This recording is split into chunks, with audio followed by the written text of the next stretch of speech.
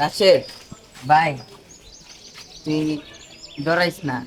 যদি ভূত আসে সবার আগে তোরে নিব না, জিল্লুরে নিব। দেখ মামা, ভূতরে আমি চিন্তাও করি না। আমার সাহসে ভরা মাথা, ভূত দেখলে ভূত নিজেই কইব ভাই ভুলে গেছিলাম, ইউ আর ফ্যান্টাস্টিক। তুই তো নিজেই ডরাইস। এ মামা, তোর মতন গাদা যদি হারায়ও যায় তাহলে ভূত ছুটি পাইতো, বুঝছিস মামা?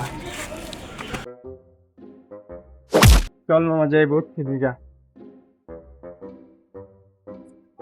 চল মামা, আমার এলাকায় একটা চেয়ার আছে, ওই চেয়ারে অনেক গোপন জিনিস আছে, চল ওই রহস্য আমরা খুঁজে বাই করি। তো চল চল। এই যে মামা, এই গল্লিটাই। চলো চলো যা দেখি।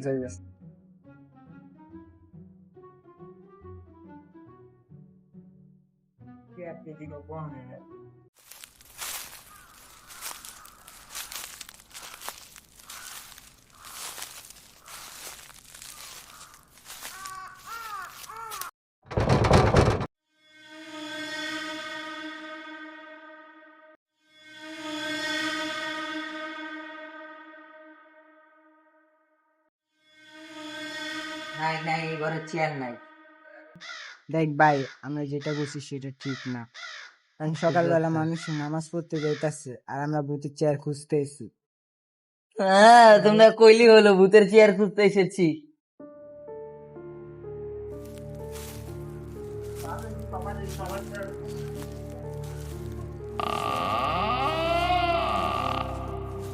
এ ভাই ভাই, এই যে চেয়ার পেয়েছি পেয়েছি।